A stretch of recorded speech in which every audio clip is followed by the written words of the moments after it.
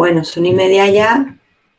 Vamos a ir empezando. Quería comentaros una cosilla, que es que el día 20 de junio es el primer evento de grupo de desarrolladores de Bogotá, ¿vale? Lo voy a copiar en el link por si hay alguien aquí de Bogotá que quiera unirse. Y nada, con esto le dejo a Pedro que os dé una masterclass sobre orden de ejecución. Bueno, pues muy buenas tardes a todos. Mi nombre es Pedro, como ya ha dicho Alba. Y bueno, esta clase, la verdad que por lógica quizás la hubiésemos tenido que dar antes, pero no metimos este concepto en el temario original. Luego nos dimos cuenta que podría ser bastante interesante, ya que es un básico y si alguno de vosotros alguna vez se quiere presentar para la certificación de desarrollador, por ejemplo, esto es algo muy interesante o muy importante a tener en cuenta. Bueno, y no solo eso, es muy importante a tener en cuenta a la hora de hacer aplicaciones en Salesforce y de trabajar en orgs donde vamos a estar coexistiendo con otros productos, ¿de acuerdo? Donde no solamente nuestros procesos son los únicos que están ejecutándose. Como decía, mi nombre es Pedro, soy Application Developer en una empresa que se llama Designit, es una consultora que tiene sede en Bristol, pero yo vivo y trabajo desde Granada. Y bueno, en caso de que queráis seguirme en Twitter, ese es mi Twitter handler. Tengo también un blog donde hablo sobre Salesforce, que es ese de ahí. Y bueno, pues simplemente comentar que soy Salesforce MVP desde el año pasado y además estoy en la organización del Drimonet, que es el evento de la community de Granada. Y bueno, si alguna vez pasáis por Granada, echadle un ojo a los community, a los community groups, porque lo llevo yo también en la aquí de Granada y bueno, una buena forma a lo mejor o quizá no, si estáis de vacaciones, de asistir a una charla de Salesforce. Lo dejo a vuestras manos. He visto cosas.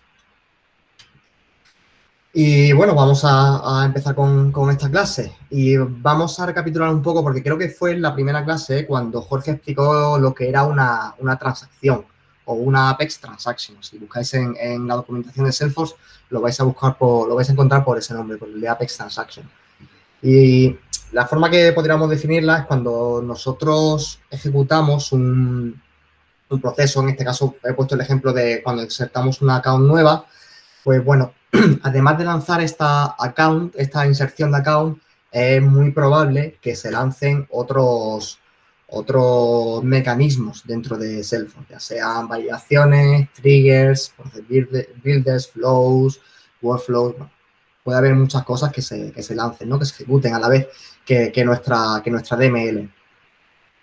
Esta sería una forma muy válida de representar esta ejecución, pero en Salesforce no es la real, ¿de acuerdo? La forma real de representarlo, o la forma más acertada quizás, o un poco más acertada que la anterior de representarlo en Salesforce sería esta otra, en una especie de bloque, ¿de acuerdo? ¿Por qué? Porque una transacción en Apex es un conjunto de operaciones que se ejecutan juntas, que se ejecutan en un solo bloque. Es por esto que os pongo esta flecha gorda como si fuera un contenedor de esas otras operaciones que se van lanzando a lo largo de esta ejecución principal, ¿de acuerdo? Esto es un concepto que hay que tener, que es desde mi punto de vista sencillo, pero hay que tener bastante claro. Bueno, y si veis aquí, he puesto una flecha que va una detrás de otra, y es por lo que vamos a hablar hoy, del orden de ejecución. Estos procesos que se ejecutan dentro de la transacción de Apex no se ejecutan a lo loco, al tuntún. Se ejecutan siguiendo un orden que está bastante definido. En este slide os muestro un gráfico visual que he cogido del blog de Alba, en el que se ve de una forma muy clara desde mi punto de vista este orden de ejecución. También os pongo aquí el link de la documentación de Salesforce para que le echéis un ojo. Ahí vais a ver todos los pasos, bueno, pues como está toda la documentación de Salesforce realmente, ¿no? En texto, no es un tryhead ese enlace. Vas a ver, paso 1, se lanza esto, 2, 3, 4, 5. A mí me resultó más sencillo a la hora de estudiármelo para la certificación el tenerlo de una forma pues, más visual, más gráfica. Pero bueno, habrá a quien le sea más sencillo apoyárselo de una forma más clásica. Eso depende de la memoria que tengáis cada uno, si es más visual o es más de lectura. Y bueno, lo que os voy a explicar aquí es esto, porque de primeras quizás veis muchas cajitas, os asustáis, pero bueno, es bastante sencillo, ¿de acuerdo? Cuando nosotros empezamos un proceso, como el que decíamos antes, por ejemplo, hacer una inserción de un account, estos serían los diferentes subprocesos o procesos que se van lanzando dentro de esta transacción. Primero se ejecutarían las System Validations, que son unas validaciones que tiene Salesforce de forma nativa, por decirlo de una forma, que se encargarían de chequear cosas como si, vale, tenemos el ejemplo que estamos insertando una cuenta, si he rellenado los campos que tengo marcados como obligatorios, ¿de acuerdo? Eso sería aquí. Después de esto se ejecutarían los before triggers. Por ejemplo, en este caso se ejecutaría el before insert, ¿no? Estaríamos ejecutando. Eso sería código Apex, bueno, que ejecutaría la lógica que tuviésemos codificada. Después de esto se volverían a ejecutar otra vez los system validation para cerciorarse de que en nuestro código no hemos alterado ninguna de estas cosas. Digamos que tengo un campo, el campo he hecho del tipo, bueno, un campo custom dentro de account sea obligatorio. Si yo lo relleno aquí, en mi trigger lo borro, aquí saltaría la excepción, ¿de acuerdo? Porque está volviendo a chequear. En caso de que todo siga bien, seguiríamos con los Custom Validation, que es una de las primeras automatizaciones que metió Salesforce dentro de su engine, ¿de acuerdo? Que introdujo Salesforce, que serían, si os vais al setup dentro de lo que sería un objeto, al final yo creo que es de lo último que sale o el último, podemos ver estas validaciones. No es Custom Validation, ahora mismo no recuerdo... no me sale el nombre, ahora después os lo enseño cuáles son en Salesforce. Validation Rules. Eso es, por eso es la última, porque está con V. Muchas gracias, Jorge. Y por último se ejecutarían los after triggers, ¿de acuerdo? O sea, aquí en este bloque todo va bien, seguiríamos con los siguientes bloquecitos, que son los assignment rules, auto-response, y llegaríamos a las workflow rules, ¿de acuerdo? Esta sí es un poquito más interesante, y es porque aquí esta workflow rule, junto con las custom validation, también es de lo primero que se metió en Salesforce. Aquí podemos meter lógica y podemos hacer chequeos. Es decir, digamos que estoy introduciendo una cuenta con un nombre, el que sea, y le he puesto de tipo, tengo un tipo en concreto que es IT. Si yo tengo aquí una validación de que si mi cuenta es de tipo IT, y además en mi workflow estoy alterando algo de este registro que estoy tratando, ¿de acuerdo? Se va a cumplir esto y se van a volver a ejecutar estas cositas de aquí. Otra vez la System Validation, otra vez los Before Triggers, otra vez los System Validation y otra vez los After Triggers.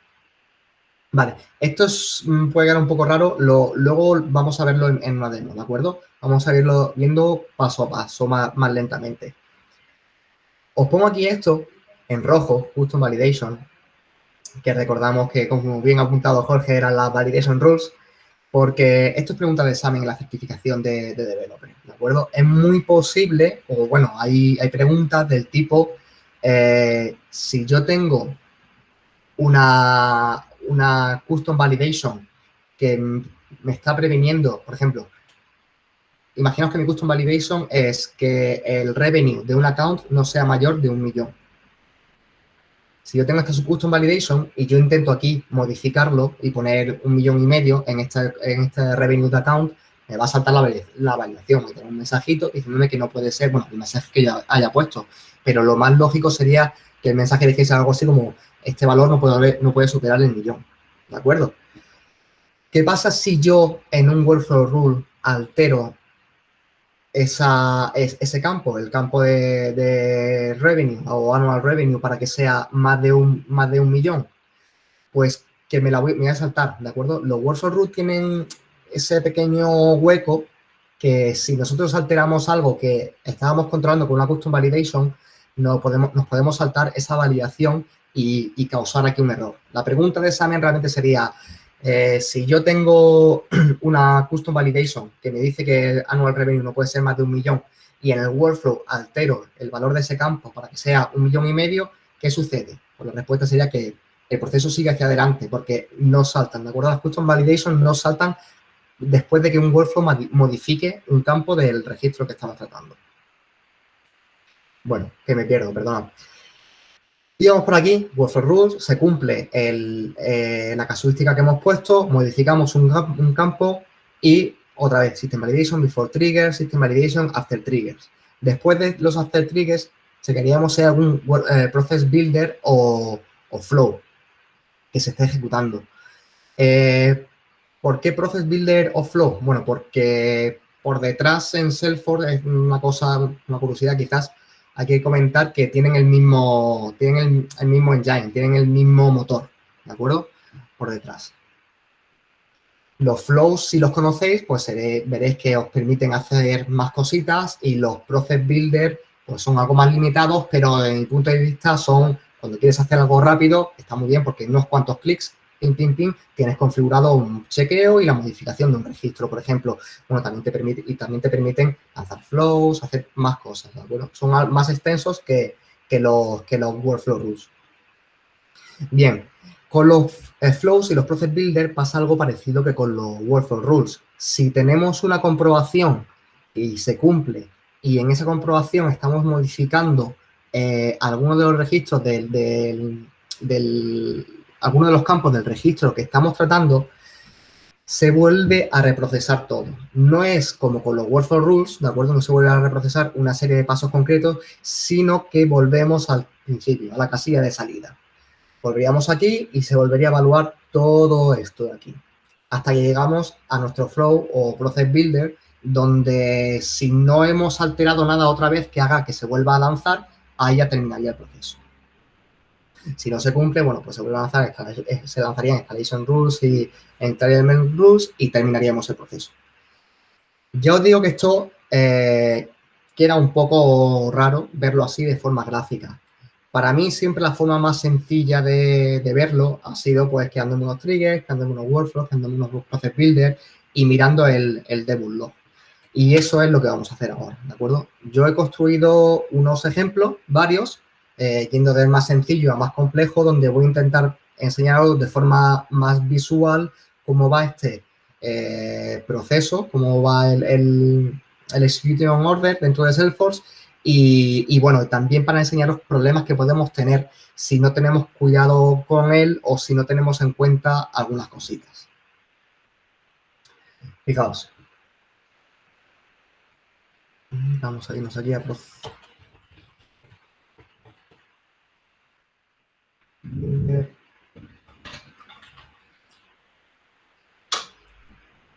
Bien. Yo aquí me he creado un process builder, que es el que tengo ahora mismo activo, que es bastante sencillo. Lo único que hace es que, bueno, cuando se crea o se modifica un account, pues aquí se chequea que el account name sea igual a campamento y si es así, se modifica la descripción. Además de eso, me he creado un trigger de account, realmente el código está aquí. No voy a detener mucho en lo que hace el código. En este caso, o para este ejemplo concreto, lo único que estamos haciendo es mostrar el debug log de dónde estamos. ¿De acuerdo? No vamos a hacer muchos más. Simplemente mostrar que estamos pasando por ahí y que luego vamos a lanzar este procedimiento. Bien. Si nos vamos aquí y ejecutamos este pequeño código,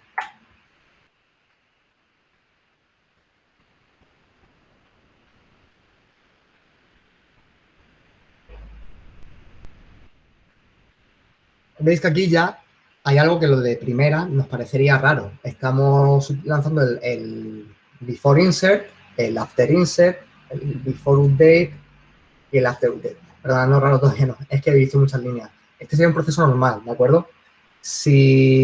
Bueno, y no sé si lo conocéis, que aquí en Debug, en la Developer Console, tenéis esta opción que es la de análisis, que a mí, ojalá hubiese una forma de ponerla por defecto. Si alguien la sabe, que me la diga, por favor.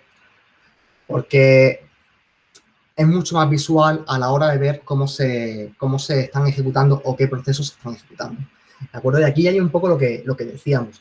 Fijaos, están lanzando triggers, se lanza un workflow que, bueno, en este caso es un process builder. Hay que decir que tanto si es un flow como un workflow como un process builder, aquí lo vamos a ver siempre representado como workflow, ¿de acuerdo? Esto es algo que en una charla escuché que estaba planeado el cambiarlo y que se identificase cada uno lo que es, pero de momento no lo han hecho y no sé qué fecha tendría. De hecho, si clicamos en él y yo tuviese esto de ser deseleccionado, otra vez, aquí nos llevaría a lo que estamos ejecutando realmente y bueno, podríamos ya identificar si es un workflow, un process builder, un flow o qué, si no conocemos el proceso. En este caso, como sabemos lo que estamos ejecutando, pues estamos seguros que lo único que hay es un process builder y que es eso que se está ejecutando. Pues bien, aquí ya vemos algo que nos puede llamar la atención, que son dos triggers, el process builder, otros dos triggers y otra vez el process builder. ¿Qué está sucediendo aquí? Pues bueno, se está lanzando el before y after insert. Después de hacer el insert, se cumple la condición de nuestro process builder que modifica un campo de nuestro registro. Y es por eso que se están lanzando el before y el after update, que son estos triggers de aquí.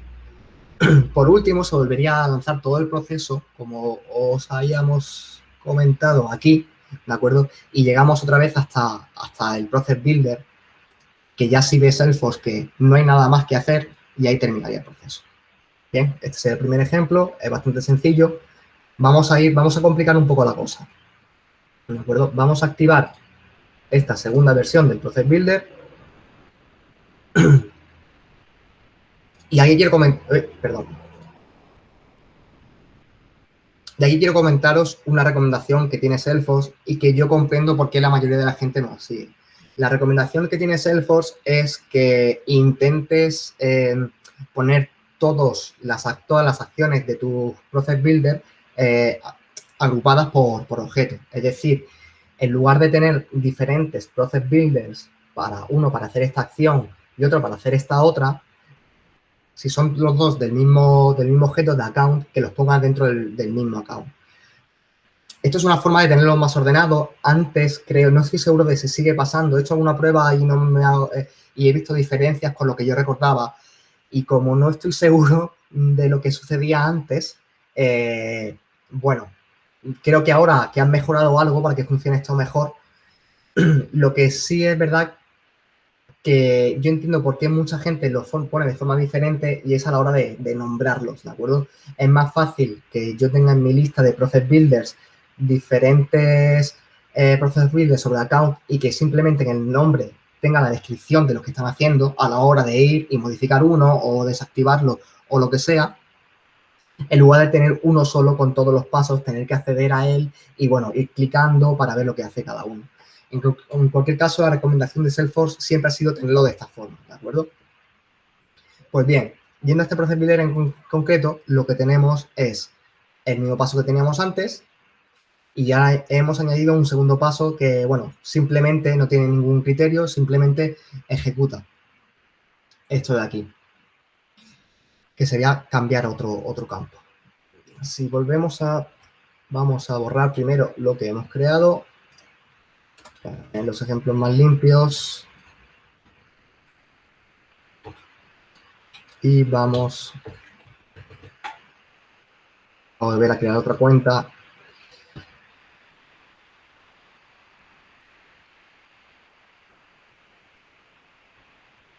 Vale. Vamos a ver nuestra perspectiva de análisis. De acuerdo. Y aquí ya sí vemos una diferencia con la anterior, ¿de acuerdo? Fijaos que antes teníamos solamente los dos after, pero ahora no. De hecho, si nos vamos aquí, la forma más sencilla de ver qué hacen cada uno, ahora no sé por qué no me sale el pop-up, porque a veces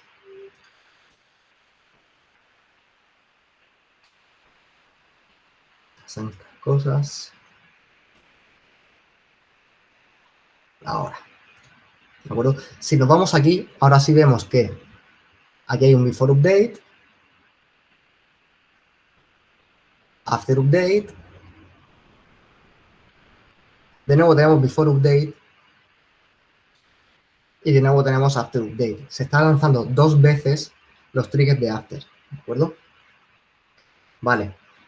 Esto es un ejemplo de qué puede suceder cuando empezamos a mezclar código con procesos declarativos. Si no lo hacemos, si no tenemos cuidado, podemos llegar a un ejemplo como el que os voy a llegar a enseñar más adelante. Aquí lo que quiero que tengáis en cuenta es que, bueno, este es un ejemplo muy sencillo. Tenemos simplemente 2 condiciones que se cumplen y, por lo tanto, se multiplica por 2 las veces que se lanza este trigger, porque se lanza para después de esta modificación y después para después de esta otra modificación, para chequear que todo está bien. Como digo, este es un ejemplo sencillo y esto no sería un problema, pero si empezamos a concatenar muchos procesos, a mezclar lógica entre código y herramientas declarativas, esto nos va a seguir creciendo hasta el punto que nos podemos encontrar con problemas de performance o incluso con errores, ¿de acuerdo? De CPU time limit, por ejemplo, porque hemos hecho que nuestro proceso tenga una performance una performance tan baja que estamos llevando a Salesforce al límite. Bien. El siguiente ejemplo que tengo por aquí creo que es este de aquí. Vamos a enseñar. De acuerdo. Os quería enseñar esta checkbox. Hasta ahora hemos estado viendo que cuando llegamos al último Process Builder, bueno, cuando se ejecutaba la lógica de nuevo, llegamos al Process Builder, Salesforce veía que no tiene nada más que modificar y paraba. Esto es algo que podemos evitar si tenemos que podemos evitar si tenemos este checkbox marcado. Esto nos va a hacer que toda la lógica se vuelva a ejecutar hasta 6 veces. Yo no me he encontrado la verdad, con ningún proceso o ningún caso práctico en el que sea necesario. Sí es verdad que alguna vez he implementado código recursivo, ha sido necesario, y que es una cosa que hay que hacer con mucho cuidado porque puedes sobrecargar mucho el sistema. Así que entiendo que dentro de Salesforce, porque yo cuando he tenido que hacer código recursivo no ha sido en Salesforce, la verdad, pues bueno, también se puede dar ese caso práctico, ¿no? Que sea necesario. Simplemente quería enseñaros que aquí también se puede hacer, implementar recursividad con Process Builder y que es algo que Salesforce te permite. Vamos a explicar de nuevo esto.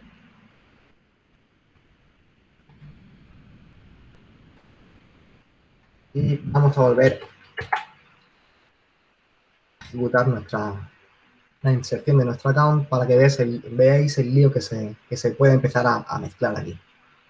Ese checkbox por defecto está desmarcado, ¿de acuerdo? Así que, a no ser que necesitéis algo así, no vais a tener que ir, clicar y activarlo. No os preocupéis demasiado por él. Simplemente que sepáis que existe y si alguna vez lo necesitáis, pues bueno, pues ya sabéis. Pero como os digo, hacedlo con mucho cuidado porque podéis tener cosas como esta. Que es un caso, bueno, pues, que de primera no es muy bonito.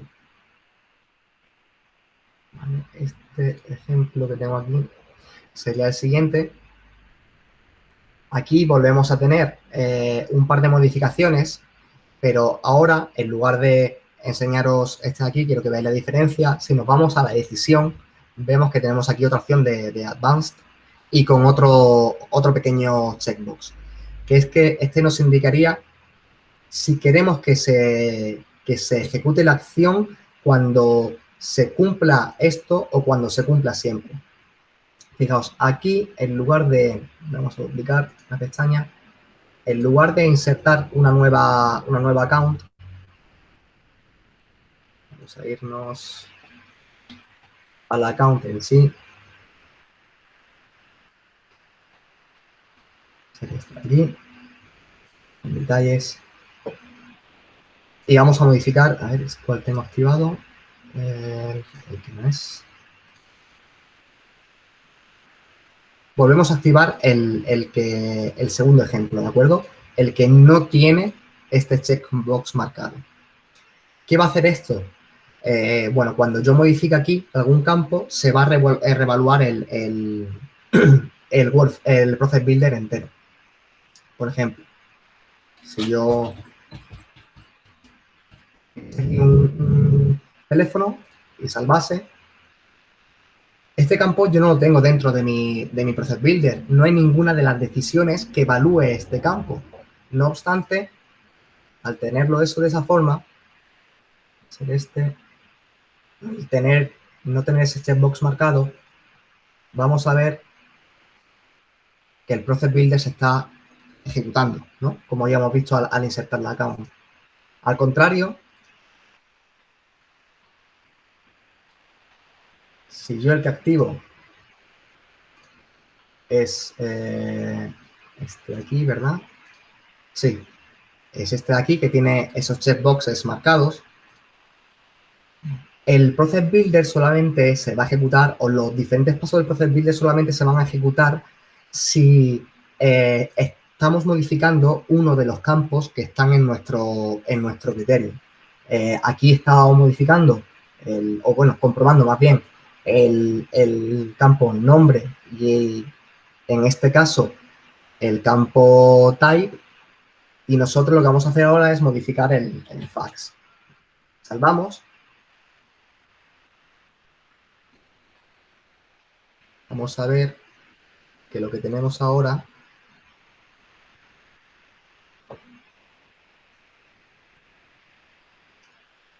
es algo muy diferente, ¿de acuerdo? Sería una ejecución mucho más limpia. Por tanto, mi recomendación es que este checkbox, bueno, a no ser que tengáis una casuística en la que siempre queráis sí o sí ejecutarlo, es lo que se debe hacer para prevenir que se vuelvan a lanzar y esos campos, aun ya teniendo el valor que queremos, se vuelvan a modificar, ¿de acuerdo? En este caso anterior, yo estaría como tenía en el Process Builder, que si el nombre era campamento y si si el nombre era campamento, que se modificase la descripción, aunque ya la descripción tuviese el valor que yo quería, la estaría machacando, ¿de acuerdo? A no ser que queráis que eso pase siempre sí o sí, lo más recomendable para que nuestros procesos tengan una mejor performance sería el tener esos checkbox marcados en nuestras diferentes evaluaciones, ¿de acuerdo? Como sería aquí, habría que marcarlo en cada una de ellas, ¿de acuerdo? Como aquí. Y bueno, y por último, sería enseñaros este caso. Creo que es este. Espero no estar liándome. Este caso. Y, aunque me pareciera, vamos a dejar que estaba por si acaso.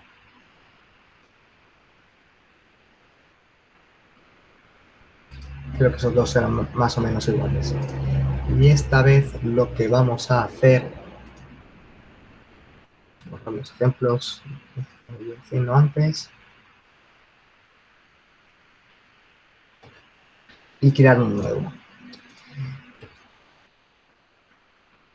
Y se van a lanzar, me parece que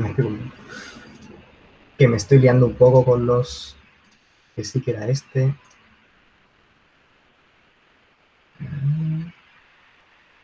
Bueno, vamos a ver qué pasa y si va a activar el otro.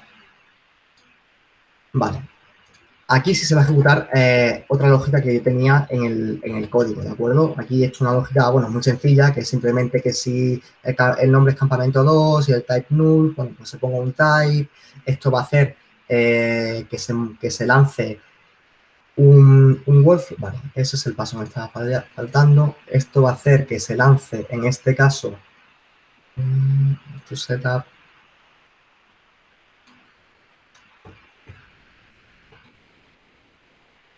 Un workflow, podría haberlo hecho con Process Builder, pero bueno, he decidido hacerlo con workflow para tener algo diferente. Que me va a modificar otro tipo. Me va a modificar a otro tipo, ¿de acuerdo? El account. Si eso se cumple, en el after trigger lo que estoy haciendo es lanzar la inserción de un contacto y vincularlo con mi account. Bueno, pues si ejecutamos esto,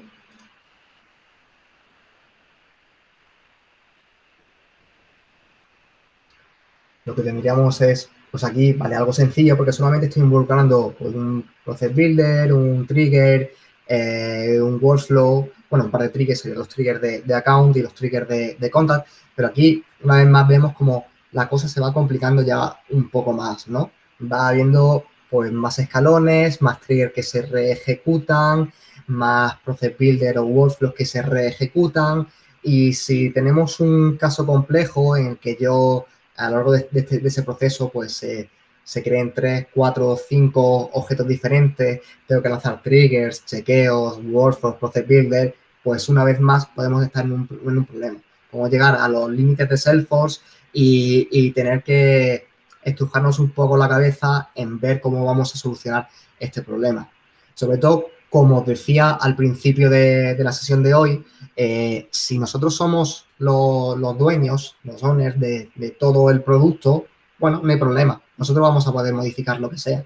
Pero si estamos en una org donde hay paquetes instalados de otros proveedores que no somos nosotros, si los paquetes tienen un prefijo, ¿de acuerdo? Si no podemos modificar ese código o no podemos modificar esos workflows o lo que contenga ese paquete, vamos a tener un problema más grande porque solo vamos a poder alterar o hacer más eficiente nuestro trocito, ¿de acuerdo? Si volvemos aquí a nuestra charla, esto es lo siguiente que os quería comentar. Y es que, bueno, hasta ahora sí os he comentado que va todo aquí dentro. Otra forma que tendríamos porque realmente hay formas de no estar dentro de este flujo, dentro de estas transacciones, sería con los procesos batch, que ya nos estuvo, o los future, que ya nos estuvo explicando Angélica, o bueno, hay otra cosa que no vamos a ver hoy porque es también bastante extensa, que son los platform events. Estos serían otros procesos, vamos a resumirlo hoy en que serían unos procesos asíncronos y que es el servicio de mensajería que tiene Salesforce de forma nativa. Simplemente para que los conozcáis. Si tenéis más interés sobre ellos, bueno, pues buscar en la documentación de Salesforce o ahí sobre Platform Events si tenéis trajes para hacer bastante y creo que incluso algún proyecto. Y bueno, y por último, unas conclusiones. Ya os digo, cuando vayáis a implementar una nueva funcionalidad, aunque sea muy sencillo hacerlo con un process builder o con un workflow, no lo hagáis a la ligera. Ved bien lo que hay dentro de la org ya construido. Si está todo en código, intentar seguirlo de esa forma, hacerlo todo con código. Si no hay código por lo contrario está todo con process builder, con flows o como sea, bueno, pues intentad ajustaros a esa otra forma porque va a ser la forma más sencilla de no mezclar estos dos procesos y no tener esos problemas, ¿de acuerdo? Cuando implementéis algo, por sencillo que sea, siempre echadle un ojo a la Developer Console y al análisis que os he enseñado porque vais a ver que es de una forma muy rápida que son los otros procesos que se están ejecutando, ¿de acuerdo? Ya os digo, intentad que vuestros flujos sean los más sencillos posibles. Otra recomendación sería que siempre que tengáis DMLs que intentéis testearlas con más de 200 registros. ¿Por qué es esto? Porque los triggers se lanzan en chunks, en lotes, que es la palabra en castellano, de 200, ¿de acuerdo? Si lo hacéis con 201 registros, al menos ya vais a saber que se están lanzando 2 bloques de triggers. Sería otra forma de testear mejor vuestros procesos. Y por último, que siempre tengáis en cuenta que Salesforce sigue evolucionando. Que, por ejemplo, con los flows están invirtiendo mucho tiempo y están sacando mucha funcionalidad nueva. En la Sprint 20 han salido los Before Flows, que son unos flows que se ejecutarían al principio de nuestros procesos y que, según vi en una charla hace unos meses de 2 chicos alemanes que vinieron a Granada, son bastante eficientes. Yo lo estuvieron demostrando en la charla. Y bueno, está colgado también, por cierto, en el canal donde Alba sube estos vídeos. Y si la queréis, le podéis echar un ojo. Aunque es posible que luego os pase ya también el link en el correo. Y bueno, nada más. Como veis, esta charla ha sido más cortita que otros días. Si tenéis alguna pregunta. Aunque creo que Alba y Jorge han estado bastante activos en el chat, según veo. Están preguntando por aquí que si los Before Flows se ejecutan antes o después de los System Validation. Yo no lo sé, lo estoy mirando aquí en la documentación, porque es algo muy nuevo, ¿verdad? Yo no los he llegado a probar. Ya te digo, sí sé que existen y sé que también han cambiado los flows Salesforce. Hacía falta para lanzar un flow que lanzases un process builder. Si tú estabas modificando un registro, insertándolo, ya no hace falta eso. Pero no sé si salen antes de los system validation. Y he visto en la documentación pone que es inmediatamente antes de los Apex Before Triggers. Así Entonces que... era después de los system validation. Tiene sentido.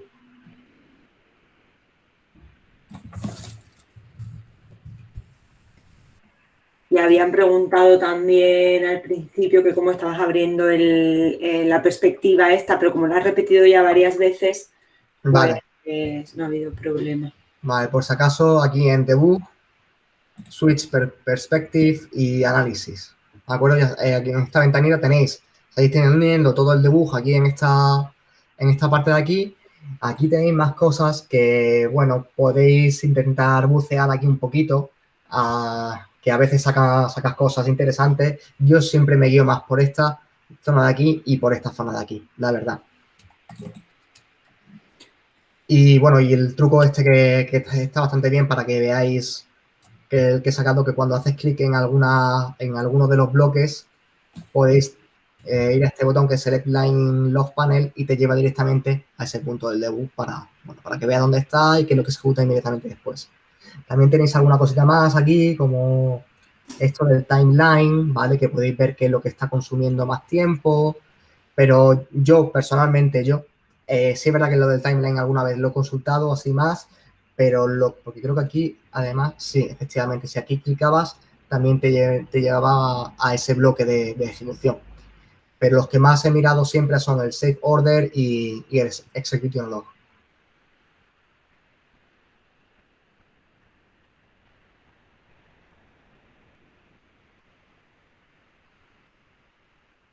¿Algo más?